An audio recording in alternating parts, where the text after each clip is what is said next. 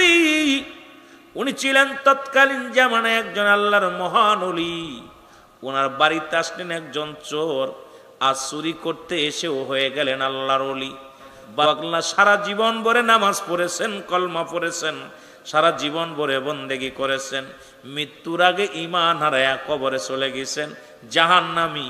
আবার সারা জিন্দেগি ভরে অন্যায় করেছেন, এমন একটা কর্ম করেছেন আমার আল্লাহ রাজি হয়ে গেছে, খুশি হয়ে গেছে, ঈমানের সঙ্গে মৃত্যু হয়ে গেছে, হবেন জান্নাতি। জোরে জোরে চিল্লায়া বলা যাবে না সুবহানাল্লাহ? আর একটু জোরে জোরে চিল্লায়া বলা যাবে না আল্লাহু আকবার? তৎকালীন জামানার মধ্যে বিখ্যাত একজন চোর জুনাইদ বাগদাদির বাড়িতে আসলেন রাত্রে অন্ধকারে চুরি করতে। গভীর মনোযোগ, কথাগুলো দিলের কান্ডা লাগা শুনে নিবেন, কাজে লাগবে আপনাদের, আপনার কাজে লাগবে, আমার জিন্দেগি কাজে লাগবে। জগৎ বিখ্যাত একজন চোর, তিনি হয়ে গেলেন আল্লাহর ওলি। আল্লাহ কাকে কখন আল্লাহর দপ্তরে নাম লিখে নেন কেউ বলতে পারি না। ফকরগিরি করো না, আমলের বাহাদুরি করো না, ইমানের বাহাদুরি করো, ইমান নিয়ে যেন মরতে পারো। আমলের বাহাদুরি করো না, আমি এত আমল করি, আমি এত আমল করি, এত দান করি, ফকর বন্ধ করো, এত ফকর করো আল্লাহ, তুমি যেন আমার ইমান হারা করো না। বেলালের মতো ইমান দিও, ওই মুসলমান ওয়াসকরণীর মতো ইমান দিও, ও মুসলমান হাফসি বেলালের মতো ইমান দিও, আবু বক্কারের মতো ইমান দিও, হযরত উমরের মতো ইমান দিও। এমন ইমান আমাদের দিও যেন ইমান থেকে বঞ্চিত হয়ে যায় না। লা ইলাহা, নাই কোনো ইলাহ ইল্লাল্লাহু এক আল্লাহ ছাড়া। এ মুসলমান, নাই কোনো মাবুদ এক আল্লাহ ছাড়া গো, নাই কোনো মাবুদ এক আল্লাহ ছাড়া, ইল্লাল্লাহ, নাই কোনো মাবুদ এক আল্লাহ ছাড়া। আল্লাহকে পাওয়ার একমাত্র ঠিকানা মাধ্যম হলো মুহাম্মাদুর রাসূলুল্লাহ। জোরে জোরে চিল্লায় বলেন সাল্লাল্লাহু আলাইহি ওয়াসাল্লাম। জোরে জোরে চিল্লায় একবার বলা যাবে না মারহাবা? আর একটু জোরে জোরে চিল্লায় বলেন আল্লাহু আকবার। ইবনে সাবাত প্রতিদিন চুরি করে ধরা পড়ে যায়। যুবক মানুষ রাতের অন্ধকারে চিন্তা করে মহল্লার মধ্যে চুরি করব। রাতের অন্ধকারে আর একটা মহল্লায় চলে গেলেন। এই মহল্লায় চুরি বাদ দিয়া জুনাইদ বাগদাদির শহরের মধ্যে চলে গেলেন। যাইতে যাইতে রাতের অন্ধকারে জুনাইদ বাগদাদির ঘরের মধ্যে ঢুকলেন ইবনে সামাদ। জোরে জোরে চিল্লায় বলা যাবে না মারহাবা? ইবনে সাবাত উনি কি করলেন? জুনাইদ বাগদাদির ঘরের মধ্যে প্রবেশ করলেন, রাতের অন্ধকারে ঢুকলেন। ঢুকিয়া দেখে একখানা যায় নামাজ পড়া আছে ঘরের মধ্যে। হুজুর গেছে কোথায়? তাহাজ্জুদের নামাজ পড়বে রাত্রে অন্ধকারে। হুজুর গেছে ওযু করতে, বাকি কাজ সারে, জরুরাত কাজ সেরে ওযু করতে গেছে। ইবনে সাবাত ঘরের মধ্যে ঢুকিয়া দেখে যায় নামাজ বিছানো। লক্ষ্য করে চারিদিকে দামি দামি কাপড়, তসবিহ পড়ে আছে, কোরআন শরীফ পড়ে আছে। ইবনে সাবাত চিন্তা করে, পাইছি আজকে ভালো মোটা অঙ্ক, আজকে বসাইব। কাপড়গুলো দামি দামি কাপড়, সব দিকে লক্ষ্য করলেন, এগুলো গুছাইয়া নিলেন। ইবনে সাবাত সব কাপড়গুলো গুছাইয়া একত্রিত করে যখন বাঁধবে, চিন্তা করে বাঁধার তো কিছু নাই, কেমনে বাঁধবো, এটা তো বেঁধে নেওয়া লাগবে। ইবনে সাবাত যখন এটা ভাবতে লাগলেন, এ মুসলমান কি দিয়া বাঁধবে? এত দামি কাপড়, এত কিছু গহনা, কিছু সম্পদ পেয়েছে, এগুলো সব হাতায় নিয়ে নিলেন। নিয়ে কাপড়গুলো বাঁধবে কেমনে, মালামালগুলো বাঁধবে কেমনে? বাঁধার মতো কোনো রশি নাই। ইবনে সাবাত করলেন, নিজের গায়ের জামাটা খুললেন। জামাটা খুলিয়া চিন্তা করে, আজকে কাপড়গুলো বেঁধে নিব। সব কাপড়গুলো বাঁধলেন। কাপড় বাঁধা যখন ঠিক হয়ে গেছে, কাপড় উঠাইবে, এমন সময় আল্লাহর ওলি, আল্লাহর ওলি, জগৎ বিখ্যাত একজন আল্লাহর ওলি হযরত জুনাইদ বাগদাদি ঘরের মধ্যে প্রবেশ করলেন। কাশি দিলেন, কাশি দিয়ে প্রবেশ করে দেখে চূড়ায় সব কিছু গুছাইয়া, চুরি চুরি চুরি চোরাই সব কিছু গুছাইয়া উঠাইয়া নিয়ে যাবে। কাশি দিয়ে বললেন, ভাই দাঁড়ান। জোরে জোরে চিল্লায়া বলা যাবে না আল্লাহু আকবার? এর ইবনে সাবাত চিন্তা করে, ধরা পড়ে যাব। দৌড়ে পালাইতে হবে। এখন বড় বিপদের মধ্যে, ডাকলাম ঘরের মধ্যে কেউ নাই, ঘরের মধ্যে কোনো মানুষের সমাগম নাই, ঘরের মধ্যে কোনো মানুষ নাই, শুধু মালামাল কিছু পাইলাম, দামি দামি পোশাক পাইলাম, পাঞ্জাবি পাইলাম, পাগড়ি পাইলাম, টুপি পাইলাম, সবই পাইলাম।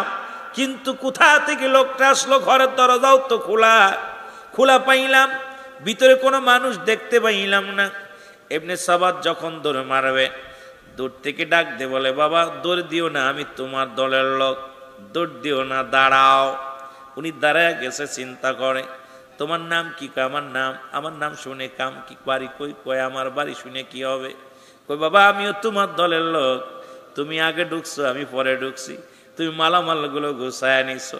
বাবা তুমি তো বাবা মালামালগুলো কাপড় চোপড়ে সব গুছায় নিছো, আমার একটু দেরি হয়েছে, আমিও আজকে কল্পনা করেছিলাম এই বাড়ি চুরি করব, কিন্তু দুজনই তো একই দলের মানুষ, ভয়ের কোনো কারণ নাই, দাঁড়াও, তুমি একটু ধৈর্য ধরো, তুমি তো দেখছি ক্লান্ত, তুমি ক্ষুধার্ত অবস্থায় আছো, দেখি মালিকের বাড়ি কোনো খাবার আছে কিনা। কয় কি বলতে চাই? নিশ্চিত উনি মালিক, এই জন্য আমাকে বলতেছেন। এই কথা বলিয়া আল্লাহর ওলি মুসলমান শুনে নাও, হযরত জুনায়েদ বাগদাদী ভিতরে যায় একটা মগ দুধ আনিয়া, যখন দুধ লয়ে আসতেছিল উনি চিন্তা করে নিশ্চিত কোনো মালিক, আজকে চুরি করেছি, মানুষকে ডাক দিতে গেছে, আশা পর ধরা পড়ে যাব, আমাকে মারবে, আমাকে লোকজনের হাতে তুলে দিবে, পালাইতে হবে, যে কোনো বাহানায়, যে কোনো শিলায় পালাইতে হবে। দূর থেকে যখন পালাইতে গেছে, জুনায়েদ বাগদাদী ডাক দিয়ে কয়, বাবা পালানোর দরকার নাই, আমি তোমার দলের লোক, এই নাও দুধ পেয়েছি, এই গোটি দুধ খেয়ে নাও, কারণ তোমার গায়ের মধ্যে বল নাই, তোমার গায়ে কোনো বল নাই, তুমি ক্লান্ত, এতগুলো কাপড় তুমি কেমনে মাথায় নেবে গো, এতগুলো মালামাল তুমি নিয়ে টানতে পারবে না। কয় তুমি যাই বলো, যতই দুধ খাওয়াও, আজকের মালের ভাগ আমি কাউকে দিব না, অনেক দিন বেশি চুরি করতে পারি না, আজকে সুযোগ বুঝে পেয়েছি, তোমাকে তুমি পাশে এসেছো, ভাগ দিব না। আল্লাহর ওলি ডাক দে কয়, বাবা আমার লাগবে না, তুমি নিয়ে যাও, আমার লাগবে না, তুমি নিবে, তোমারটা তোমারই দেব, আমি তোমার কাছে ভাগ চাই না, দুধটা খেয়ে নাও। দুধ খাইলেন, গায়ে বল হলো, এবার বলে চলো যাই, দুটি টুপলা বাঁধি, একটা টুপলা আমার মাথায় তুলে দাও, আর একটা টুপলা তোমার মাথায় নাও, কারণ এত কাপড় তুমি একা নিতে পারবা না, বড় টুপলাটা আমার মাথার মধ্যে দাও, ছোট টুপলাটা তুমি নাও, ছোট বোঝাটা তুমি নাও। আল্লাহর ওলি ও মুসলমান শুনে নাও, এ মুসলমান, ইবনে সাবাত ছোট বোঝাটা নিলেন, বড় বোঝাটা মুসলমান ওই আশিকের মাথায় তুলে দিলেন। তুলে দিয়া পর দুজনেই ঘর থেকে বাইর হয়ে গেলেন। আগে আগে যায় ইবনে সাবাত, পিছে পিছে যায় আল্লাহর ওলি। তখনও চিনতে পারে না মুসলমান। জুনায়েদ বাগদাদী পিছে পিছে যায়, ইবনে সাবাত গালাগালি করে, রাগ করে, ধাক্কা মারে, ঘুষি মারে, চর মারে, দরিদ্র ধরা পড়ে যাব, রাত যখন শেষ হয়ে যাবে লোকজন ধরে ফেলবে, মেরে ফেলবে। এমনকি লাথি পায়া দিয়ে লাথি মারলেন আল্লাহর ওলি গায়ের মধ্যে, এমন লাথি মারলেন ছুটে পড়ে গেলেন, গোড়ায়া গোড়ায়া রক্ত গা দিয়া ঝরে, গায়ের মধ্যে লাথি মারে, চর মারে, চাটি মারে। আল্লাহর ওলি কান্দে আর ডাকতে বলে, এ ভাই আমাকে তুমি মারছো মনে দুঃখ নাই, আসলে আমার গায়ের মধ্যে কোনো বল নাই, আমার গায়ে কোনো শক্তি নাই, আমি আস্তে আস্তে নিয়ে যাব, তোমার কোনো ভয় নাই, এলাকার মানুষ দেখবে না, মানুষগুলো তোমারে কিছু বলবে না, চলো আমি আস্তে আস্তে তোমার মালামালটা নিয়ে যাই।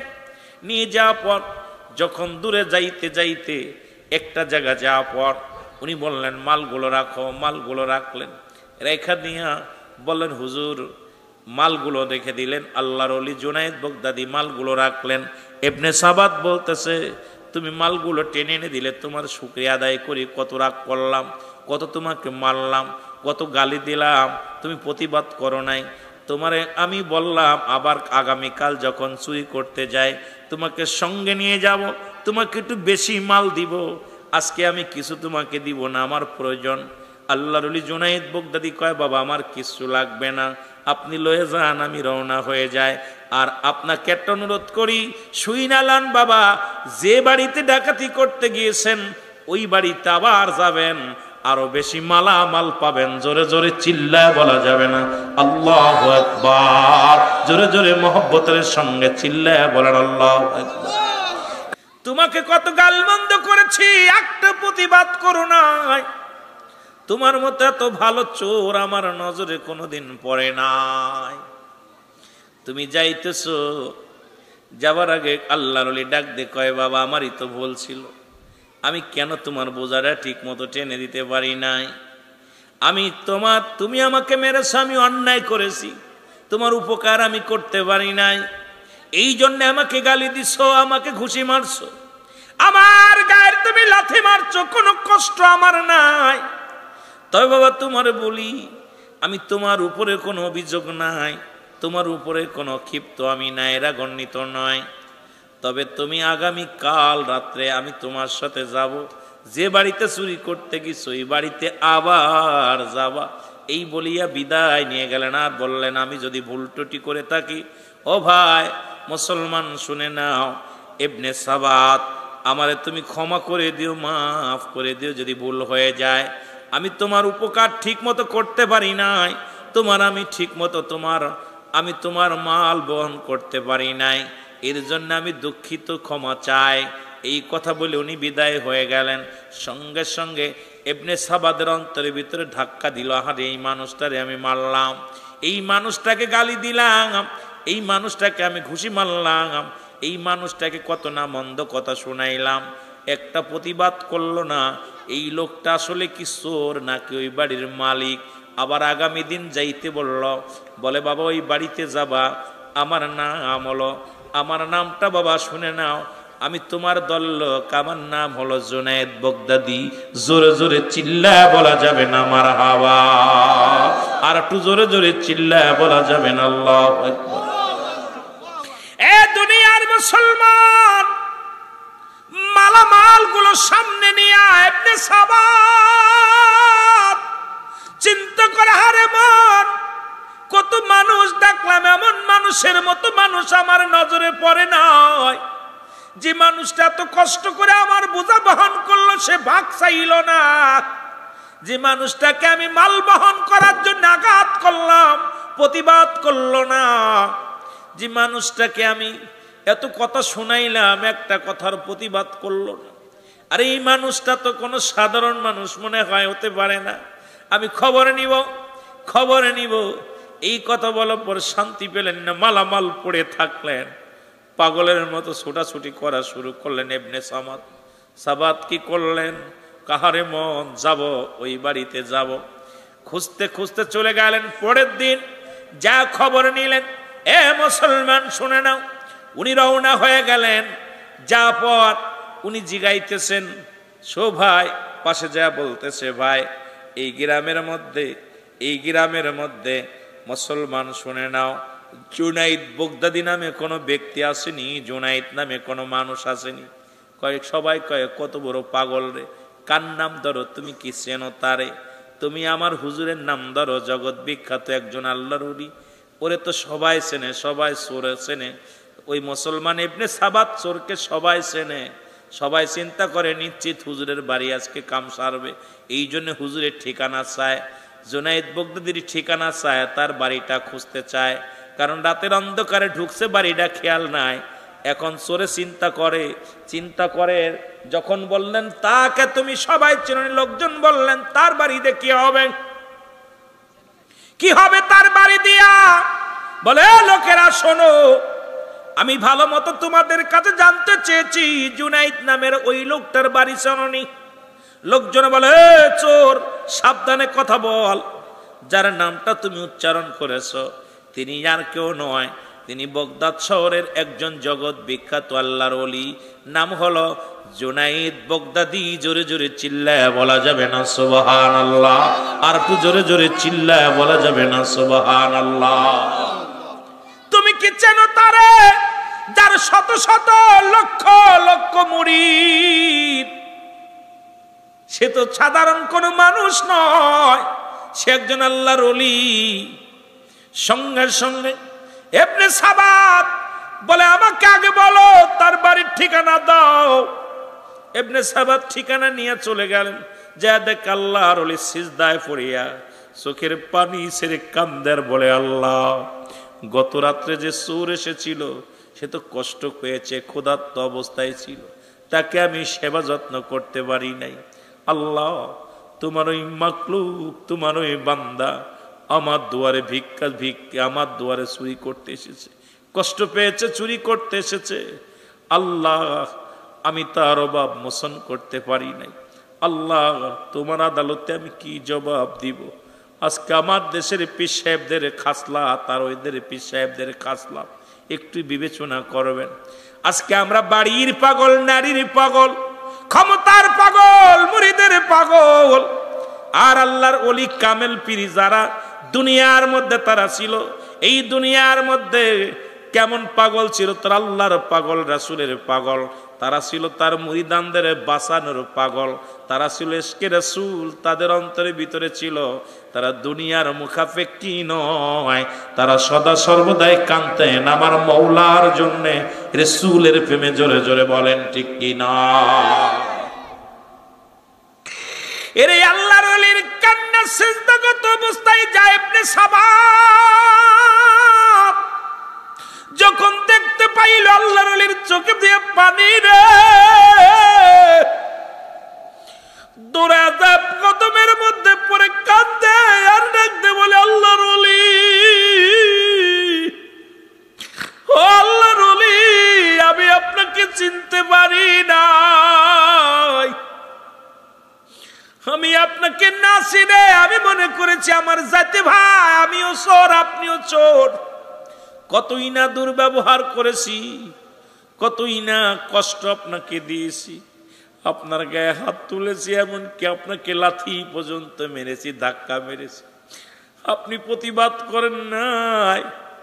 আল্লাহর ওলি জুনায়েদ বাগদাদী কয়, সাবাত, আমি যদি তোমার খবর নিতে পারতাম তুমি অন্যায়টা করতে না, আমি যদি তোমার ক্ষুধার্ত মিটাইতে পারতাম তুমি মানুষের বাড়ি চুরি করতে না। তুমি চিনতে পারো নাই বাবা, আমি কোনো কষ্ট পাই নাই, তুমি আমাকে আঘাত করেছো, আমি তোমার কাজ করতে পারি নাই। আমি ক্ষুধার্ত অবস্থায়, আমি মাস যাই, সপ্তাহ চলে যায়, খাবার জোটে না, সপ্তাহ চলে যায়, একটা খুরমা খেয়ে জীবন যাপন করি, রাতের বেলা দিনের বেলা রোজা রাখি, রাত্রে বেলা একটা খুরমা খেয়ে ইফতার করি। এই হলো আমার জিন্দেগি। আর আমার দেশের পীর সাহেবদের খাওয়ান দেখলে মাথা খারাপ হয়ে যায়, পেটে খাবার থাকে, নামাজ বাজান এমন বড় বুড়ি হয়, আমার মনে কিছু করবেন না। এমনও পীর সাহেব আছে যাদের দেহখানা দেখলে সকালবেলা 2 কেজি গোশ, দুপুরবেলা 2 কেজি গোশ, বোনা গোশ বাজান, তাদের এত বড় কার ফল ফলাদি লাগে। আল্লাহর মাহবুব বান্দা যারা, তারা দুনিয়ার ফল ফলাদির মুখাপেক্ষী নয়, আল্লাহর ইবাদত বন্দেগী করে জিন্দেগি পার করে। জোরে জোরে বলেন ঠিক কি না? আল্লাহর ওলির কদমে পড়ে বলে, হুজুর আপনি আমাকে বায়াত করায় দেন, আমি আপনার কাছে মুরিদ হব, জীবনে আর কোনোদিন চুরি করব না, জীবনে আর কোনোদিন অন্যায় পথে পা বাড়াবো না, আজ থেকে আপনি আমার মুরিদ বানায়া দেন। আল্লাহর ওলি কয়, মুরিদ তোমারে বানাইতে পারি, শর্ত একটা হলো, আজ থেকে একটা মিথ্যা কথা বলতে পারবা না, আজ থেকে মানুষের হক নষ্ট করবা না, আজ থেকে নামাজ ছাড়বা না, রোজা রাখবা, সৎ পথে চলবা, হালাল রুজি খাইবা। যদি আমার কাছে কথা দিতে পারো, ওয়াদা করতে পারো, আমি তোমাকে মুরিদ বানায়া দিব। জুনায়েদ বাগদাদী বলার সঙ্গে সঙ্গে মুসলমান যখন বললেন, বলার সঙ্গে সঙ্গে মুসলমান ইবনে সাবাত বলেন, আল্লাহর ওলি আমি ওয়াদা করলাম যদি না খেয়ে মারা যায় জীবনেও কোনোদিন চুরি করব না, যদি দুনিয়ার মধ্যে যতই কষ্ট হোক আমি নামাজ ছাড়ব না, দুনিয়ার জিন্দেগির মধ্যে যতই আমার দুঃখ আসুক জীবনে কোনোদিন আমি অপরাধ করব না, জীবনে কোনোদিন মানুষের হক নষ্ট করব না। আল্লাহর ওলি জুনায়েদ বাগদাদী তারে বায়াত গ্রহণ করাইলেন, হাতে হাত দিয়া তওবা করাইলেন, কালেমা পড়াইলেন। এ মুসলমান ইবনে সাবাত জীবন ভরে সেই দরবারে কাটায় দিলেন, এমন ভাবে মুসলমান আমল করা শুরু করলেন, এমনভাবে তাহাজ্জুদের নামাজ পড়া শুরু করলেন, এমনভাবে তিনি ইবাদত বন্দেগী করা শুরু করলেন। রোজা রাখতেন, দিনের বেলা রোজা রাখতেন, রাতে না খায়া থাকতেন, দিনে না খায়া থাকতেন। অজর নয়নে রাত জেগে জেগে কাঁদতেন। কানতে কানতে আল্লাহকে এত পরিমাণ রাজি খুশি করলেন, মদিনা আল্লাহকে এত পরিমাণ রাজি খুশি করলেন, সর্বশেষে মুসলমান শুনে নাও, শুনে নাও, মুসলমান শুনে নাও, এই পৃথিবীর মধ্যে এমন পরিমাণ, এত পরিমাণ আমল করত, এত পরিমাণ ক্ষুধাভীরু ছিল, এত পরিমাণ আমলদার ব্যক্তি ছিল গো, এই পৃথিবীর মধ্যে সৎ পথে থাকার কারণে আল্লাহ ওয়ালা হতে হতে আমল করতে করতে সর্বশেষে ইবনে সাবাদ মুসলমান শুনে নাও, আল্লাহ রব্বুল আলামিনের দপ্তরে ওনার একটা নাম হয়ে গেল, তিনি নাম হলো চোর থেকে আল্লাহর ওলি। এই মুসলমান শুনে নাও, জুনায়েদ বাগদাদীর মুরিদ মুসলমান শুনে নাও, এই পৃথিবীর মধ্যে চোর থেকে হয়ে গেলেন আল্লাহর একজন ওলি। যেমন নিজামুদ্দিন আউলিয়া পৃথিবীর মধ্যে খুন করে হলো আল্লাহর ওলি, মুসলমান শুনে নাও, শুনে নাও, জগৎ বিখ্যাত আল্লাহর ওলি। পৃথিবীর মধ্যে অসংখ্য আল্লাহর ওলির এইরকম আছে। পৃথিবীর মধ্যে সুদখোর হাবিব সুদ খায়া ছেড়ে দিয়ে আল্লাহর পথে পাগল হয়ে গেলেন, সঙ্গে সঙ্গে আমল করতে করতে হলেন আল্লাহর ওলি। আমার একটা বিশ্বাস, বিশ্ব জাকের মঞ্জিলে আমার ভাইরা যারা যায়, যারা আটতসী দরবারে যায়, কেবলাদান হুজুর যে আমল দিছে, যদিও ওলি না হতে পারি, আউলিয়ার দপ্তরে নাম লেখানো সম্ভব। এই আমলটা যদি আমরা করতে পারি, জোরে বলেন ঠিক কিনা? সিনার খবর কে রাখে? মনের খবর কে রাখে? কলবের খবর কে রাখে? একটু জোরে জোরে বলা যাবে না কে? আজকে মাহফিলে কে কি নিয়ত করে এসেছেন এই খবরটা জানে কে? আর একটু জোরে বলেন, জানে কে? হায়াতের মালিক আল্লাহ, রিজিকের মালিক আল্লাহ, দৌলতের মালিক আল্লাহ। আর তাকে পাওয়ার জন্য একটা ঠিকানা, তিনি আর কেউ নয়, নবী মুহাম্মদুর রাসূলুল্লাহ সাল্লাল্লাহু আলাইহি ওয়াসাল্লাম। যে নবী লাগবে কবরে, নবী লাগবে মিজানে, নবী লাগবে ফুলসিরাতে, নবী লাগবে ইয়াউমুল কিয়ামতের ময়দানে। নবী বিনে কোনো বান্ধব নাই, নবী বিনে কোনো দরদি নাই, নবী বিনে কোনো উপায় নাই। যা নবী দুনিয়ার মধ্যে আগমন করে উম্মতের কল্যাণের জন্য। নবী বলেন, হায়াতি খৈরুল লাকুম, আমার হায়াতের জিন্দেগিটা, আমার হায়াতের জিন্দেগিটা আমি নবী দুনিয়ার মধ্যে আগমন করেছি আমার উম্মতের কল্যাণের জন্য। জোরে জোরে চিল্লায় বলেন মারহাবা। রাসূল আসছে আপনার আমার কল্যাণের জন্য। যারা কবর জগতে শুয়ে আছে, যারা আমাদের মতো মানব, আমাদের মতো জিন্দেগি ছিল, যারা আমাদের মতো সংসার করেছে, যারা আমাদের মতো ঘর সংসারে নিয়ে ব্যস্ত ছিল, যারা আমাদের মতো এই রকম বাজার ঘাট নিয়ে ব্যস্ত ছিল, স্ত্রী নিয়ে ব্যস্ত ছিল, আজকে তারা কোথায়? এই দুনিয়ার মায়া ছেড়ে চলে গেছে। আজকে আমি আপনি বুঝতে পারছি না, ঈদুল আজহা শেষ করেছি, আমাদের জন্য আনন্দ বয়ে আনছে। আজকে এলাকার মানুষের জন্য বড় ঈদের দিন, বড় ঈদের দিন। তারা কবর থেকে ডাকতে বলে, আমার ছেলেরা রে, আমার মেয়েরা রে, আজকে আমাদের আনন্দের দিন, আমরা অপেক্ষা আছি। আজকে কবরে অনেক দিন কিছু পাই না, অনেক দিন কেউ কিছু দেয় না। আদরের ছেলে তুমি ভুলে গেছো, আদরের মেয়ে ভুলে গেছো, আদরের সন্তানেরা ভুলে গেছো। আজকে মহল্লাবাসী এক জায়গায় বসে আমাদের জন্য কিছু সব রেসানি করবে। কারণ মৃত্যুর পরে 1 নাম্বার কাজ হলো মানুষের জন্য মাগফিরাত কামনা করা, 2 নাম্বার হলো তাদের জন্য সব পৌঁছানো, সুবহানাল্লাহ বলা যাবে না? 3 নাম্বার হলো কবরটা, সবচেয়ে 7 নাম্বার হলো কবরটা জিয়ারত করা। মৃত্যুর পরে 7টা হক থাকে একজন সন্তানের বাবা মায়ের প্রতি, কিন্তু দেখা যায় অনেক সন্তান কবরের পাশে যায় না, মা বাবার দেখার খবর নেই না। এর চাইতে কপাল পুরা দুনিয়ায় থাকতে পারে না। দুনিয়ার জিন্দেগিতে বেঁচে থাকতে 7টা হক, ইন্তেকালের পরে 7টা হক। এই 14টা হক প্রতিটা পিতা মাতা সন্তানের প্রতি রয়েছে। এই সন্তানগুলো যদি আদায় না করে, আল্লাহর আদালতে, আল্লাহর দরবারে জবাব দেওয়ার মতো ক্ষমতা থাকবে না। জোরে জোরে চিল্লায়া বলা যাবে না আল্লাহু আকবার? আমি বলতেছিলাম সিনার খবর মনের খবর কে রাখে? চোরকেও আল্লাহর ওলি বানাইতে পারে, একজন কৃষককেও আল্লাহর ওলি বানাইতে পারে। এ মুসলমান, আপনার এলাকায় আল্লাহর ওলি অনেক, পীর সাহেব অনেক, অনেকের মনে ধারণা। আল্লাহ নিজে বলে আলা সাবধান, ইন্না নিশ্চয় ইন্নাউদাল্লাহি, আল্লাহর তরফ থেকে যারা ওলি হয়, লা নাই খবন শব্দের অর্থ হয়, ওলা যদি অবস্থান করে, হুম ওদের উপরে জানুন, তাদের কোনো চিন্তা নাই ভাবনা নাই, ওলি বানায় আমার আল্লাহ। ও মুসলমান শুনে নাও, পৃথিবীর কোন মানুষ আল্লাহর ওলি বানানোর ক্ষমতা রাখে না। পৃথিবীর কোন মানুষ এইটা বানানোর দায়িত্ব তাদের দেয়া হয় নাই। এটা বানায় স্বয়ং আমার আল্লাহ। আল্লাহর মাহবুব বান্দা হয় বানায় আমার আল্লাহ। রাসূল বলে মেরকাত সরে মেরকাতের 10ম খণ্ড 722 নম্বর পৃষ্ঠা, তাফসীরুল বায়ান 5ম খণ্ড 524 নম্বর পৃষ্ঠা, রাসূল বলে আলা সাবধান, ইন্না নিশ্চয়, আলা ইন্নাউদাল্লাহি, আল্লাহর তরফ থেকে যারা ওলি হয়, লা ইয়ামুত, তাদের মৃত্যু নাই। অসংখ্য আল্লাহর ওলি বাংলার জমিনে। আজকে আল্লাহ কাকে খান থেকে মাফ করে দিবে কেউ বলতে পারি না, কাকে কান থেকে জান্নাতি করবে কেউ বলতে পারি না, আবার কে জাহান্নামে যাবে কেউ বলতে পারি না।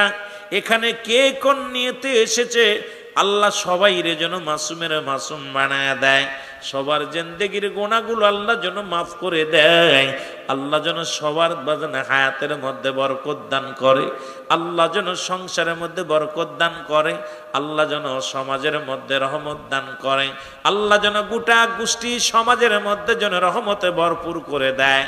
আজকে এই মাহফিলের ওসিলায় আল্লাহ যেন গোটা এলাকা গোটা বিশ্ববাসীর গুনাহগুলো মাফ করে দেয়। জোরে জোরে চিল্লায়া বলা যাবে না আল্লাহু আকবার। পৃথিবীর মধ্যে 4 জন প্রতাপশালী বাদশা ছিল, তাদের মধ্যে একজনের নাম হলো বাদশা সুলাইমান। নাম কি? সুলাইমান। ইনি মুসলমান ছিলেন। অমুসলমান গভীর মনোযোগ। আর একজন ছিলেন বাদশা জুলকারনাইন, উনিও মুসলমান। কাফেরদের মধ্যে 2 জন, একজনের নাম ছিল বক্তা নসর, আর একজনের নাম ছিল বাদশা নমরুদ। এই 4 জন ব্যক্তিকে আমার আল্লাহ পৃথিবীর মধ্যে ধন সম্পদের মালিক বানায় দিছে। বিশাল বড় রাজত্ব আল্লাহ দান করেছে। এক একজনকে এক একটা জিনিস আল্লাহ দান করেছে। সুলাইমান নবীকে একটা মজেদার সিংহাসন দান করেছিল। শুধু তাই নয়, একটা আংটিও দান করেছিল। জোরে জোরে চিল্লায় বলো মারহাবা। সুলাইমান আলাইহিস সালাম সমস্ত পশুর কথা শুনতে পাইতেন, সমস্ত পশু পাখির ভাষা বুঝতে পারতেন। সুলাইমান আলাইহিস সালাম যখন মুসলমান পূর্ণ বয়স হয়ে গেল, আমার যুবক বাবারা শোনো, আলোচনাটা দিলের কান্ডা লাগা শোনো।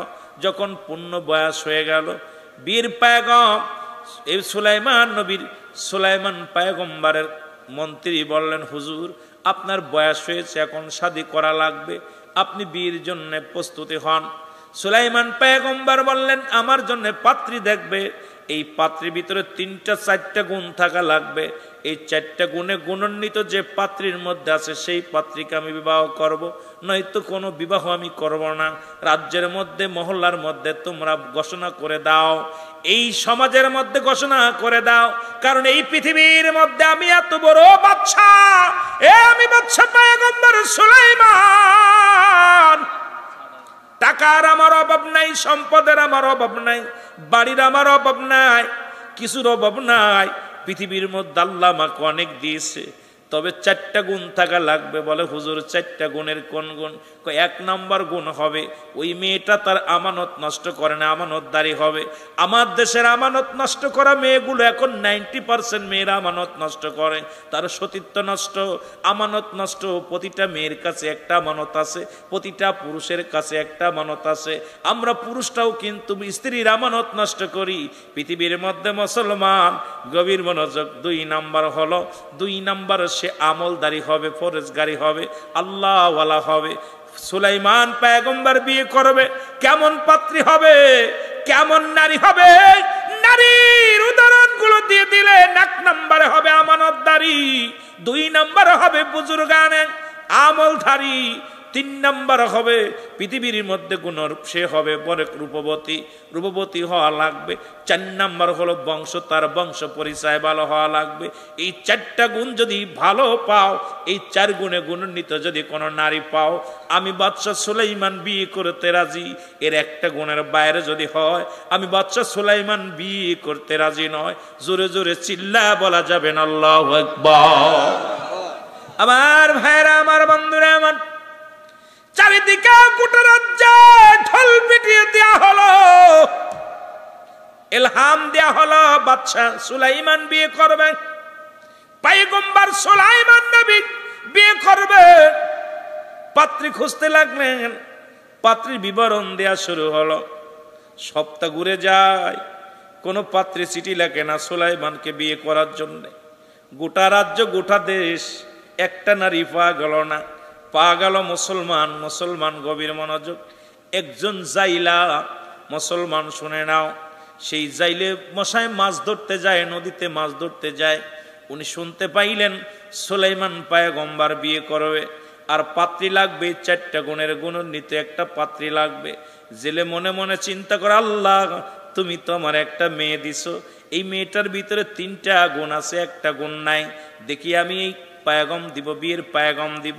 যদি আমার সুলাইমান পয়গম্বর যদি আমার জামাতা হয়ে যায়, আমার কপাল খুলে যাবে, আমি একজন আল্লাহওয়ালা ব্যক্তিকে জামাই হিসেবে পাবো, একজন বুজুর্গানের দিনকে আমি জামাই হিসেবে পাবো। দুনিয়ার আমার কোনো লোভ নাই, সম্পদের কোনো লোভ নাই, আমি বাড়ি চাই না, গাড়ি চাই না। আল্লাহ আমাকে একটা রূপবতী মেয়ে দিছে, মাশাআল্লাহ। এই রাজ্যের মধ্যে সবচাইতে রূপবতী মহিলা মেয়েটা হলো আমার মেয়ে, আমার কাছে অনেক সুন্দরী। 2 নাম্বার, আমার মেয়েটা বিশাল আমলদারি, তাহাজ্জুদের নামাজ কাজা দেয় না, রোজা কাজা দেয় না, নামাজ ছাড়ে না, বেপরদায় চলে না, পৃথিবীর কোনো পুরুষের মুখ দেখে নাই। আর আমাদের মেয়েরা কলেজে যায়, স্কুলে যায়, তাদের যে ল্যাংটা অবস্থা, যে বেহায়া অবস্থায় যায়। আজকে কয়টা মেয়ে রাখছেন হেফাজতে? আমি আলেম সাহেব, আমার মেয়ে হেফাজতে নাই, আমার মেয়ে পর্দা করে নাই, আমার মেয়ে বেপরদায় চলে। আমি ইমাম সাহেব, আমার মেয়ে বেপরদায় চলে। আমি কারি সাহেব, আমার বিবি বেপরদায় চলে। আমি মুফতি সাহেব, আমার বিবি, আমার ভাই, আমার বন্ধু বেপরদায় চলে। আজকে সমাজ বড় রসাতলে, আজকে বড় বিপদের মধ্যে আছি আমরা সকলেই। জোরে জোরে বলেন ঠিক কিনা? আর একটু জোরে জোরে চিল্লা বলা যাবে না ঠিক কিনা? কিন্তু জেলে বলে আমার মেয়েটা কোনোদিন কোনো বেগানা পুরুষের মুখ দেখে নাই। পৃথিবীর মধ্যে কোন মুক্ত আমানত নষ্ট করা তো দূরের কথা, পৃথিবীর কোন পুরুষই তার মুখ দেখে নাই। এত আমলদারি আমার মেয়েটা, তাহাজ্জুদের নামাজ কাজা করে না। 2টা আমল। 3 নাম্বার আমলটা হলো মুসলমান, শুনে নাও, এই পৃথিবীর মধ্যে আমার মেয়ে হলো গুণবতী। পৃথিবীর মধ্যে শুধু বংশ পরিচয়, আমি জেলে মানুষ, আমার কোনো সম্পদ নাই, টাকা নাই, আমি মাছ ধরি, এই একটা জিনিস আমার ভিতরে নাই। তবু সুলাইমানের কাছে পয়গম্বর দিব। দেখি আমার মেয়ের কাছে জিগায় যায়, বলছে মাকে, মেয়েটাকে ডাক দে। বলে মা। মেয়েটার সামনে হাজির হয়ে গেছে। ডাক দে, বলে মেয়েরে, আমি মনে মনে কল্পনা করেছি তোমার অনুমতি ছাড়া, ও মা, তোমার মত ছাড়া আমি একটা জিনিস সিদ্ধান্ত নিয়েছি। কয় বাবা কি সিদ্ধান্ত নিয়েছেন? বলে সিদ্ধান্ত নিয়েছি দেশের রাজা সুলাইমান পয়গম্বর বিয়ে করবে। আমি মনে মনে করেছি আমার কন্যা মাগো, তোমার সাথে আমি সুলাইমান পয়গম্বরের বিয়েটা দিয়ে দিব। জোরে জোরে চিল্লায় বলা যাবে না সুবহানাল্লাহ? আরো জোরে বলে বাবা গো, তুমি কি বলতে চাও? আমরা গরিব, আমরা জেলে, কোথায় আকাশ আর কোথায় জমিন। যিনি রাজ্যের বাদশা, যিনার টাকা পয়সার ধন দৌলতের অভাব নাই, যেন দুনিয়ার মধ্যে বিশাল দাম, বিশাল নাম, এমন একজন ব্যক্তিকে আমার বিবাহ করবে। বাবা গো, ও বাবা, তুমি কি স্বপ্নে দেখেছো গো বাবা? মারে, আমি ধন সম্পদ দেখে পাগল হই নাই, বাড়ি দেখে পাগল হয় নাই, দুনিয়ার কোন রাজত্ব দেখে আমি পাগল হই নাই। 1 নাম্বার পাগল হয়েছি সুলাইমান পয়গম্বরের নামাজ আদায় করে। 2 নাম্বার পাগল হয়েছি ন্যায়পরায়ণ একজন পাশে পৃথিবীর মধ্যে। 3 নাম্বার পাগল হয়েছি দুনিয়ার মধ্যে স্বর্ণের কাছে মাথা নত করে না। 3 নাম্বার পাগল হয়েছি সে আল্লাহ পাকের গোলাম।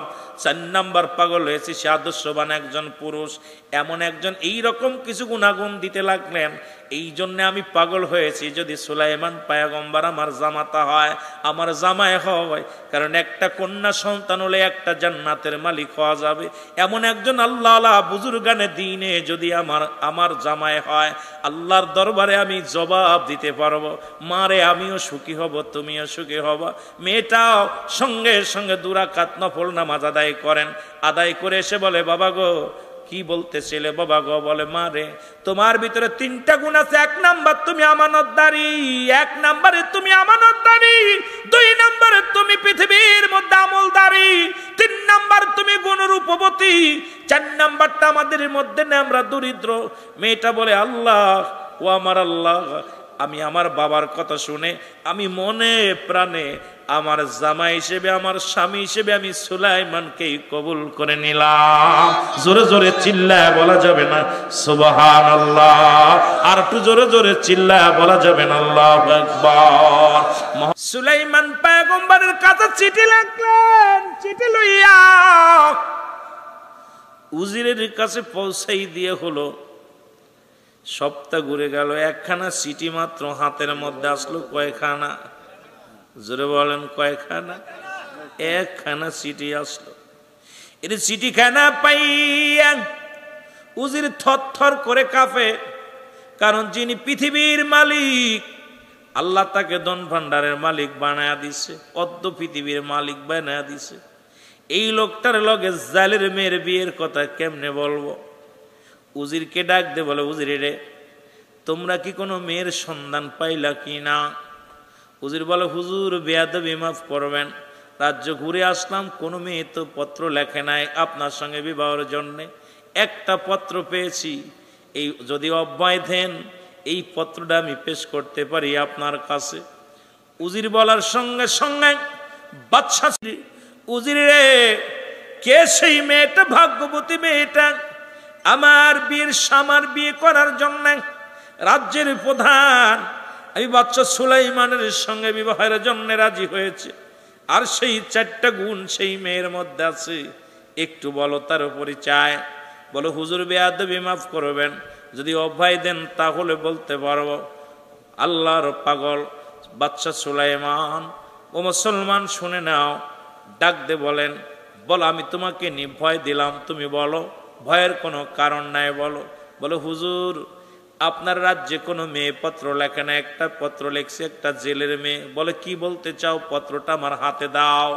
পত্রটা পড়ে দেখে, হুজুর জীবনে বড় স্বপ্ন আমার, জীবনে কিচ্ছু চার নাই, কিচ্ছু চার নাই। মুসলমান পয়গম্বর সুলাইমান আমার স্বামী হবে, আমি স্বামীর খেদমত করব, আমি তার গোলাম হইয়া দুনিয়ার মধ্যে থাকব, আমি আমল করব। আমি পৃথিবীর মধ্যে রাজ্যের লোভ নাই, সম্পদের লোভ নাই, শুধু আপনার কদমের পাইতে চাই, ধুলা পাইতে চাই, আমি আপনার রানী হতে চাই পৃথিবীর মধ্যে, ইতি আমি অমক। সঙ্গে সঙ্গে মুসলমান সুলাইমান রাগ করে বাদশা সুলাইমান পত্রটাকে টান দিয়ে সুরে উজিরের মুখে সুরে মারলেন। উজির রে তুমি কি পত্র নিয়ে আসলা? আমি হলাম রাজ্যের প্রধান, আর সাধারণ একজন জেলের মেয়ের সঙ্গে আমার বিবাহ হবে। এ উজির, এটা কেমনে তুমি আমার সামনে প্রস্তাব করে লাগো? তুমি কেমনে আমার সামনে এই কথাটা বলতে পারলা? বলে, হুজুর গোটা রাজ্যের মধ্যে লক্ষ কোটি মানুষ, কেউ তো বিয়ের জন্য, আপনার সঙ্গে বিবাহের জন্য রাজি হয় না, আর এমন মেয়ে পাওয়া যায় নাই। এই মেয়েটা তো আপনার সঙ্গে বিবাহের জন্য পাগল। বলে সঙ্গে সঙ্গে সুরে মারলেন। মারা পর চিঠিখানা বাবার সামনে পড়ে গেলেন, সিরা চিঠিখানা। জেলের চোখ দিয়ে পানি বাইর হয়ে গেল, কাঁদতে কাঁদতে বলে, আমার আল্লাহ তুমি আমাকে রূপবতী মেয়ে দান করেছ, তুমি আমাকে পৃথিবীর মধ্যে আমানতদারি মেয়ে দান করেছ। আল্লাহ তুমি আমার আমলদারি একটা মেয়ে দান করেছ, কিন্তু পৃথিবীর মধ্যে আমি আল্লাহ বাদশা সুলাইমান পয়গম্বর সুলাইমানকে জামাতা বেনাত বানাইতে চেয়েছিলাম, কিন্তু কপালে লেখা নাই, আমার চিঠিখানা ছিঁড়ে ফেলেছে।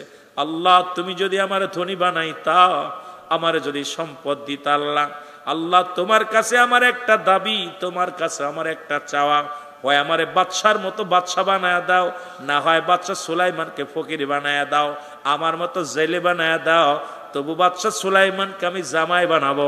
জোরে জোরে চিল্লায়া বলা যাবে না আল্লাহু আকবার? আর একটু জোরে জোরে চিল্লায়া বলা যাবে না আল্লাহু আকবার? দোয়া করে ফেলেছে, হাত উঠাই ফেলেছে। আল্লাহ হাতটা মুসা এমন পাগল, আল্লাহর পাগল, হাতটা কবুল করে ফেলেছে। সুবহানাল্লাহ বলেন না? আরো জোরে। আমার আল্লাহ তাআলা কবুল করে ফেলেছেন। সপ্তাহ চলে গেল, হঠাৎ একদিন জরুরি তলব। বাদশা সুলাইমান রাজ্যের উজির, নাজির, মন্ত্রী, পরিষদকে ডাকলেন। তোমাদেরকে নিয়ে একটা বৈঠক হবে, তোমাদেরকে নিয়ে একটা আলোচনা সভা হবে। হঠাৎ বাদশার পেটের মধ্যে একটা মোসর দিলেন।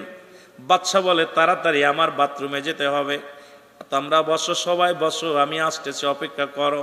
আংটিখানা খুলে বাদশার ওই মজেদার আংটিখানা খুলিয়া উজিরের হাতে দিলেন। উজিরে, এই নাও, আংটিটা ধরে রাখো, ঘড়িটা ধরে রাখো, আমি এখনই যাব, আমার কাপড়টা ধরে রাখো, আর রাজমহলটি টুপিটা ধরে রাখো, আমি এখনই ওয়াশরুমে যাব, এসে পরিষ্কার পরিচ্ছন্নতা হইয়া পুত পবিত্র হইয়া রাজদরবারে বসবো। এই সুযোগে দেখলেন বদজিন, এটা দেখতে পাইলেন বাদশাহ। যখন বদজিন দূর থেকে দেখতে পাইলেন সুলাইমান পয়গম্বর ওনার হাতের মজেদার আংটিখানা উজিরের হাতে দিয়ে দিছে, ওনার পাগড়িখানা উজিরের হাতে দিয়ে দিয়েছে। বদজিন তাড়াতাড়ি বাদশা সুলাইমানের রূপ ধরিয়া দৌড়ে এসে উজিরে কয়, তাড়াতাড়ি আংটি দাও, দেরি হয়ে গেল, তাড়াতাড়ি আংটি দাও। আংটিখানা যেই উজিরের হাত থেকে যখন নিয়ে নিছে, সঙ্গে সঙ্গে গোটা এই মজেদার আংটিখানা যার হাতে থাকতো, গোটা পৃথিবী তার দিকে ঝুঁকে পড়তো, সবাই তার অনুগত হয়ে যেত। জিনের বাদশাহ, মুসলমান বদ জিনের বাদশাহ, উনি যখন আংটিটা নিয়ে নিছে, নেওয়ার পর সব জিনের সব লোকজন, রাজ্যের সব মানুষগুলো মুসলমান নকল সুলাইমানের পাগল হয়ে গেছে। উনি রাজ দরবারে যে রাজ সিংহাসনে বসলেন, বসে বললেন, শোনো শোনো, একটা শুভ সংবাদ, একটা খারাপ সংবাদ, শোনো দুঃসংবাদ। আমার রাজ্যে একজন নকল বাদশা সুলাইমান সাজছে, উনি একটু পরে আসবে, আমার রাজ্যে প্রবেশ করবে। উনি প্রবেশ করে বলবে, উনি কি বলবে? উনি বলবে, শোনো, শুনে নাও, এই আমি হলাম আসল, আমি হলাম আসল। সে কিন্তু আমার রূপ ধারণ করেছে, সে আসল না, সে নকল। এই রাজ্য সে দখল করে নিতে চায়। তোমাদেরকে আমি হুকুম দিলাম, যেখানে পাবে সেখান থেকে তারে প্রতিহাত করবে। যদি রাজদরবারে ঢুকতে চায় তারে ঢুকতে দিবা না। খবরদার, খবরদার, এই লোকটা একটা ছলনাময় মানুষ, বড় জাদুকার, সে আমার রূপ ধারণ করে তোমাদেরকে ধোঁকা দিবে, রাজ্য দখল করে নিবে। খবরদার, তার থেকে বাঁচাও। জোরে জোরে চিল্লায়া বলা যাবে না আল্লাহু আকবার? জোরে জোরে চিল্লায়া বলা যাবে না আল্লাহু আকবার? সুলাইমান পয়গম্বর জোররাত ছেড়ে ওযু করে যখন ভিতরে প্রবেশ করতে যায়, প্রহরীরা বলে, এই কে তুমি? আমি তোমাদের বাদশা। দূর হও, তুমি বাদশা বলতে চাও? আমাদের বাদশারা সিংহাসনে বসে আছে। কই না, আমি তোমাদের বাদশা, বাদশা সুলাইমান, আমি পয়গম্বর সুলাইমান।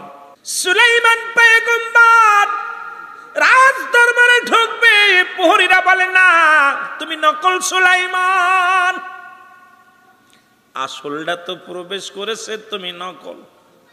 তোমাদের অনুরোধ করি, আমি আসলটা, ওইটাই নকল, আমাকে একটু দেখতে দাও। কে? যখনই যা দেখি নকল জিন, বদ জিন রাজ সিংহাসনে বসে আছে। সুলাইমানকে দেখা পর জিন বলতে লাগলেন, শোনো, রাজ্যের সব মন্ত্রী, উজির, সবাই শোনো, ওই ধোঁকাবাজ সুলাইমান নবী সেজে কিন্তু রাজ দরবারে প্রবেশ করবে, যেখানে পাবে সেখান থেকে পিটাইবা, তাকে যেন রাজ দরবার থেকে তাকে বিতাড়িত করা হয়, নাই তোমাদের অমঙ্গল হবে, আমি সুলাইমান বলে দিলাম। এর মুসলমান আসল সুলাইমানকে ধরে মন্ত্রী, পরিষদ, উজির, প্রহরীরা সবাই মারতে লাগলেন। সুলাইমান পয়গম্বর বলে, আমার ভাইয়েরা, আমাকে তোরা মারিস না, আমি তোদের রাজা, আমি তোমাদের প্রধানমন্ত্রী, রাজ্যের প্রধান, আমাকে তোরা মারিস না। সবাই মারতে লাগলেন, লাঠি দিয়া মাথার মধ্যে আঘাত করলেন, মাথা ফেটে গেলেন, রক্তাক্ত হইয়া জমিনের মধ্যে বেহুশ হয়ে পড়ে গেলেন।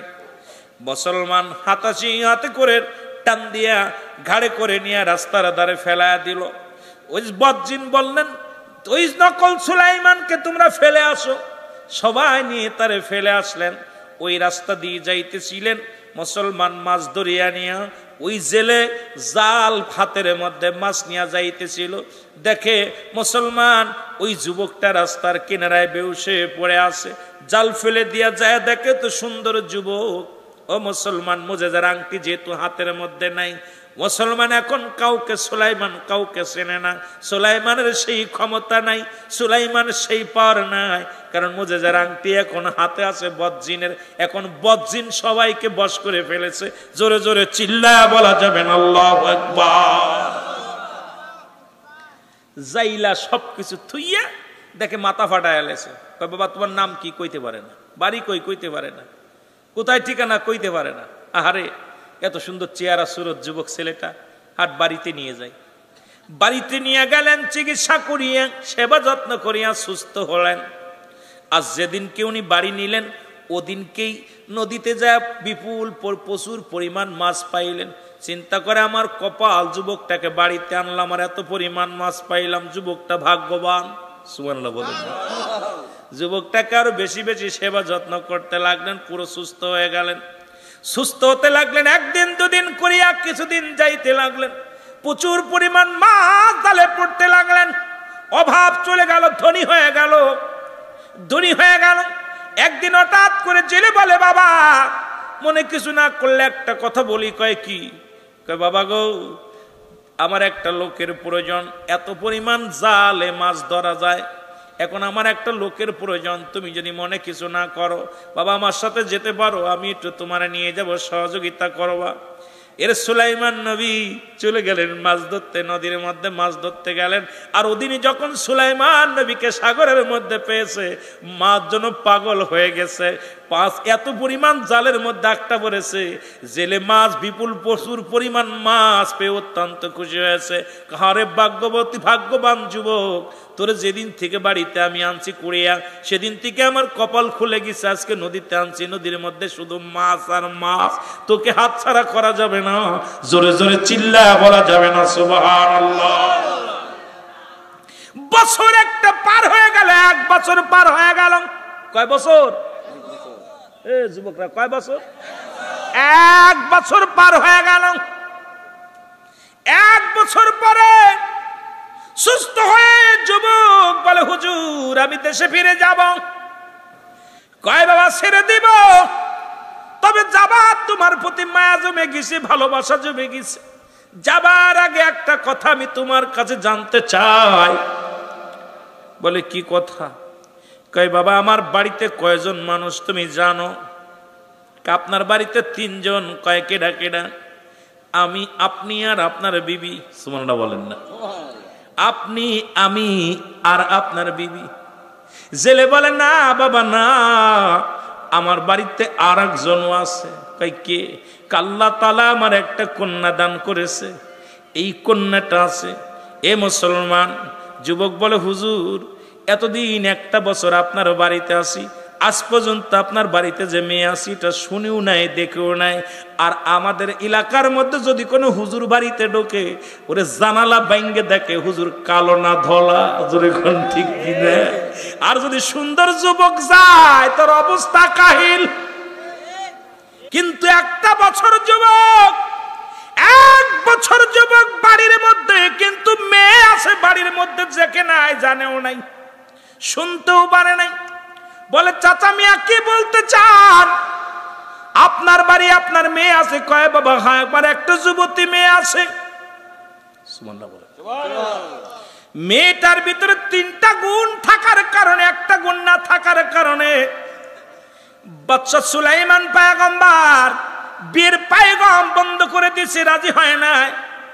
আমি বাবার সামনে পত্র ছিঁড়ে ফেলেছি, সেদিন থেকে আমি মনে বড় কষ্ট। মেয়েটাকেও বিবাহের কথা বলি না, মেয়েও বিবাহের কথা বলে না। বলে কি বলতে চান? বলে শোনো, এই দেশের প্রেসিডেন্ট সুলাইমান, বাদশা সুলাইমান বড় শখ ছিল তিনি বিয়ে করবে। 4টা গুণ। 1 নাম্বার গুণ তার আমানতদারি হবে, 2 নাম্বার গুণ আমলদারি হবে, 3 নাম্বার গুণ তার রূপবতী হবে, 4 নাম্বার গুণ ধন সম্পদের মালিক, ভালো অবস্থাবান হবে। কিন্তু 3টা গুণ আমার মেয়ের ভিতরে ছিল।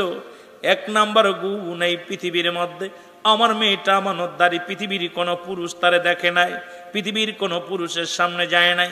2 নাম্বার আমানত, আমার মেয়ে কোনো আমল ছাড়ে না, আমার মেয়েটা কোরআন পড়ে, আমার মেয়েটা নামাজ পড়ে, আমার মেয়েটা আমলদারি, বড় আমলদারি। আমার মেয়ের কারণে বাদশা পয়গম্বর সুলাইমান মেনে নিতে পারে নাই।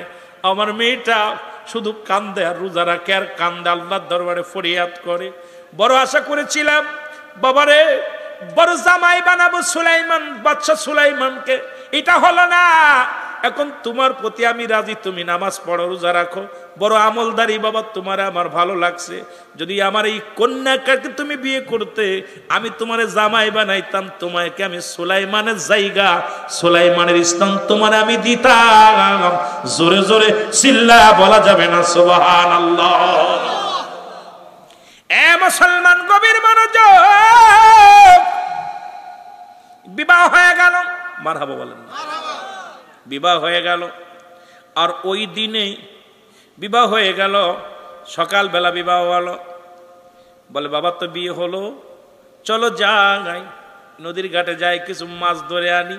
আজকে ওই নতুন মাছগুলো, যে মাছগুলো ধরবো সাজো সাজো রান্না করে খাওয়াইবো।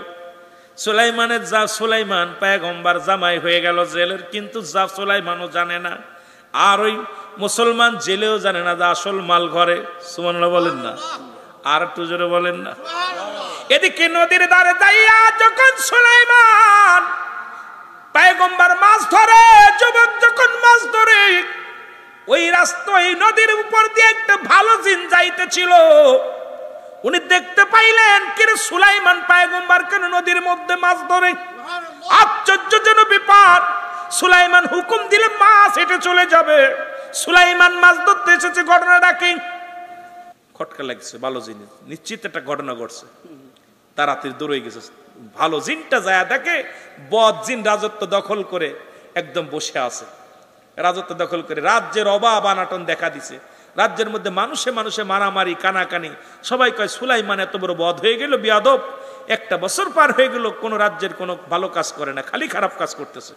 বদ জিন ও তো একদম শেষ করে দিচ্ছে। কথা বোঝেন নাই? সবাই বলা বলি করতেছে। ভালো জিনটা যায় বলতেছে, ভাই পাহাড়ের কি হয়েছে? কয় আমাদের রাজার জন্য কি হয়েছে? সুলাইমান কারোর লোকে কথা বলে না, রাজ্যের অবস্থা দেখে না, ঘুরে গেলে রাজ্যের মানুষ শেষ, কোনো মানুষের দিকে তার কোনো খবর নাই, কোনো জিন ভূত সব কিছুর ভাষা জানতো, কিন্তু উনি রাজ্যের মধ্যে বয়া থাকে আর ঘুমায়। উনি কোনো দিক, ওনার কোনো দিক খেয়াল নাই। উনি যায় দেখে বদ জিন, বদ জিনকে দেখে ভালো জিন এমন দাবড় শুরু করছে, দাঁড়া! যেই তারা দিছে বদ জিন দৌড় শুরু করছে, এমন দৌড় দাবড় শুরু করতে করতে একদম নদীর ভিতর দিয়ে দৌড়ে গেছে। নদীর ভিতর যাইয়া বদ জিনের হাত থেকে আংটিটা ফেলে দিছে। সুবহানাল্লাহ বলেন না, ফেলবে তো ফেলবে। সুলাইমান পয়গম্বরের সামনে একদম ওই ফেলার সঙ্গে সঙ্গে ওই আংটিটা, মুজেদার আংটিটা বড় একটা মাছে খেয়ে ফেলছে। সুবহানাল্লাহ বলেন, আর একটু জোরে বলেন। বড় একটা মাছে খেয়েছে, আর মাছে যেই খাইছে, ওই নদীতে যত মাছ ছিল ওই বড় মাছটার, সব বড় মাছটার জন্য পাগল লেগে গেছে। সব ঝাঁকে ঝাঁকে লক্ষ লক্ষ মাছ, ছোট বড় যত ছিল সব ওই মাছের জন্য পাগল হয়ে গেছে। সুবহানাল্লাহ বলেন না, কারণ ওই আংটি যার হাতে থাকবে তার জন্য সবাই পাগল। আর সুলাইমান আর ওই জাইলে এক জাল ফেলেছে, আর এত পরিমাণ মাছ উঠছে, বড় মাছটা তো বাঁচছেই, যে মাছটা আংটি খেয়েছে ওই মাছটাও জালের ভিতরে আটকা পড়েছে, আর এত পরিমাণ মাছ ধরা পড়ছে, জাল উঠাইতে পারছে না। প্রচুর পরিমাণ মাছ পাইলেন নদীতে। মাছটা পাইয়া ডাক দে, বলে বাবা জামাই, বলে বাবা রে, এতদিন মাছ ধরতে এসেছি, এত বড় মাছ পাই নাই, সব মাছ বিক্রি করে দিব, ওই বড় মাছটা আজকে আমি তোমারে আর আমার মেয়েটারে রান্না করে খাওয়াইব। বাবা এটা বেচবো না, এটা বাড়ি নিয়ে যাবো। সুবহানাল্লাহ বলেন। মাছটা বাড়ি নিয়ে আসলেন, বাড়ি লয়া চলে আসলেন। এসে মেয়েটারে ডাকতে বলে, মা অনেক আশা করে বিয়ে দিলাম, তুমি শখ ছিল অমুক জায়গা বিয়ে করার জন্য, মা রে তোমার ওই যুবকের সঙ্গে বিবাহ দিয়ে দিলাম। মা গো, এত বড় একটা মাছ ধরে আনছি, আজকে মাছটা তুমি নিজ হাতে কাটবা, এই মাছটা সুন্দর করে কুটবা, এই মাছটাকে সুন্দর করে রান্না করবা, জামাইকে একটু প্রাণ ভরে খাওয়াইবা। আমি জেলে মানুষ, এই নদীর বড় মাছটা আমি শিকার করেছি। আজকে বিবাহের অনুষ্ঠানের দিন, ও মা, আল্লাহ তাআলা আমার উপরে রাজি হয়েছে, খুশি হয়েছে। নদীর বড় মাছটা আমার জালে একটা পড়েছে, মাছটা তুমি রান্না করবে, এটা সুন্দর করে খাওয়া দিবা। মেয়েটা হাতের মধ্যে মাছটা পেয়ে খুশি হলেন। এবার কাটার জন্যে অস্ত্র নিয়ে যখন বিসমিল্লাহ বলিয়া, কারণ এমন আমলদারি মেয়ে, এমন আল্লাহওয়ালা মেয়ে, বিসমিল্লাহ বলিয়া কাজ শুরু করলেন। বিসমিল্লাহ বলিয়া যখন পোজ দিলেন, সঙ্গে সঙ্গে ভিতরে থেকে সুন্দর একটা ওই মজেদার আংটি বাইরে আসলেন। আংটিখানা দেখার সঙ্গে সঙ্গে মেয়েটার চোখ ছানা ভরা হয়ে গেল। আশ্চর্য, এ আল্লাহ, তুমি কত বড় নিয়ামত আজকে উঠায় দিছ, আজকে আমার বাসর, আর এই বাসরের রাত্রে আমার জামাইরে আমি উপহার দিব আংটিখানা। তুমি কুদরতি রহমতের হাত দিয়ে আমাকে দান করেছ আংটিখানা। আল্লাহ, আমার স্বামীর হাতে আমি যাতে পরাইয়া দিব আংটিখানা। জোরে জোরে চিল্লায়া বলা যাবে না সুবহানাল্লাহ। আংটিটা যেই কন্যার হাতে আইছে, বাচ্চা সুলাইমানও মেয়ের জন্য পাগল, সব পাগল, বাড়ির গোষ্ঠী শুধু সব মেয়ের কথা হনে, কারণ এই আংটি যার হাতে থাকবে মজার আংটি, সবাই তার পাগল, লুকায় রাখছে। রাত্র শুরু হয়ে গেল বাসর, দুজনে মিলে নামাজ আদায় করলেন। আদায় করিয়া যখন সালাম ফিরাইয়া মুসলমান শুনে নেন, যুবক ডাক দেওয়ালে, রানী রে, তুমি আমার বিবি, তোমার প্রশংসা অনেক শুনেছি, তোমার কাছে একটা কথা জানতে চাই, তুমি আমাকে বিয়ে করার আগে আর কাউকে ভালোবাসনি, কাউকে মন দিয়া দিছিলেনি? ডাক দে কয়, স্বামী, আপনার কাছে আমি লুকাবো না, আপনার কাছে আমি মিথ্যা বলবো না। জীবনে একজনকে আমি মন দিয়ে ফেলেছিলাম, জীবনে প্রতিজ্ঞা করেছিলাম বিয়ে যদি করতে হয় তাকে করব, কিন্তু কপালে জোটে নাই, গরিব হওয়ার কারণে আমারও কপালে জোটে নাই। ছেলে বলে, ডাক দে কি সে? সেই লোকটা কে বলে? শুনে নেন, শুনে নেন, শুনে নেন। সেই লোকটা হলো আমার রাজ্যের বাদশা পায়গম্বর। মুসলমান শুনে নাও, সুলাইমান পায়গম্বর বড় শখ ছিল, জীবনের স্বপ্ন ছিল এমন আল্লাহকে বিয়ে করব। এই দুনিয়ার জিন্দেগির জন্য নয়, আল্লাহকে পাওয়ার জন্য, রাসূলকে পাওয়ার জন্য, জান্নাতে যাওয়ার জন্য বড় আশা ছিল। একজন আলেম, একজন ভালো ব্যক্তি, আমলদার ব্যক্তিকে বিয়ে করব, কিন্তু কপালে না আয়, গরিবর কারণে চোখের পানিগুলো টাচ করে ছেড়ে দিলেন। ছেড়ে দিয়া বলে, স্বামী, আমি এসব কথার মনে করতে চাই না। এই 4টা গুণ চেয়েছিল। নাম্বার 1 হলো তার আমানতদারি, জীবনে আমি আমানত নষ্ট করি নাই। 2 নাম্বার আমলদারি, আমি আমলের ঘাটতি রাখি নাই। 3 নাম্বার রূপবতী, আমার মতো আমার মন বলে এই রাজ্যের রূপবতী আর কোনো মেয়ে নাই।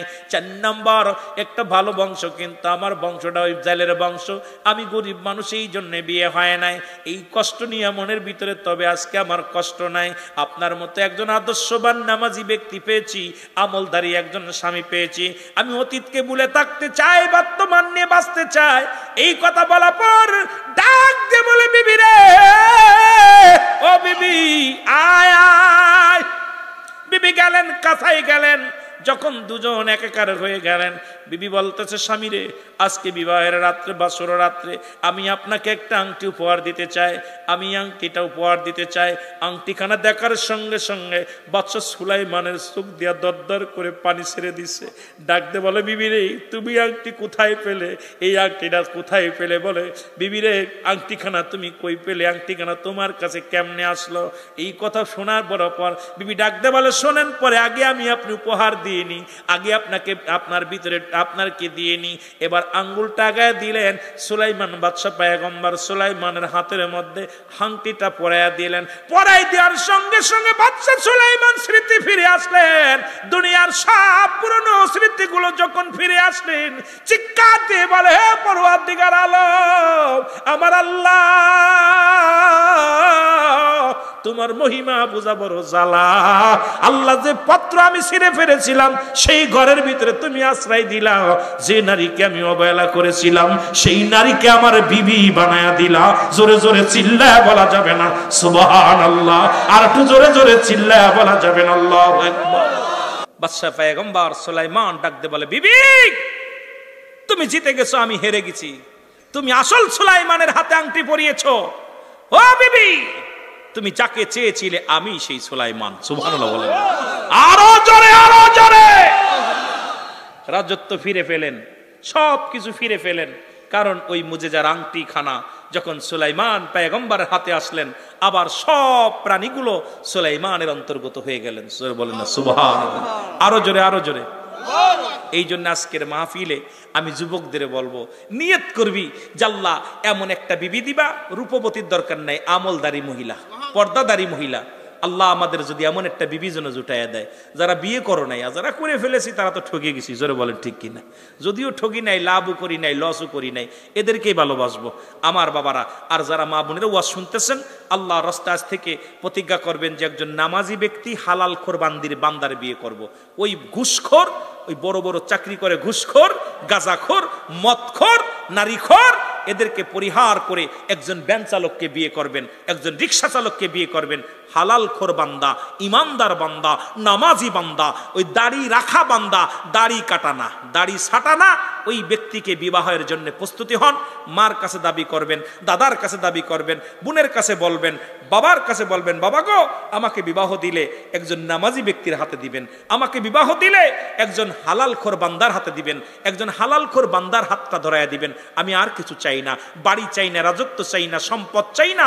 ও যেন আমার আমানতটা রক্ষা করতে পারে, আল্লাহর গোলামি করতে পারে, রাসূলের অনুগত্য থাকতে পারে, এমন একজন বান্দা বান্দি যদি একাকার হতে পারি, জীবন সঙ্গিনী পাইতে পারেন, তাহলে আপনার আমার জীবন ধন্য। জোরে বলেন না সুবহানাল্লাহ, আরো জোরে বলেন।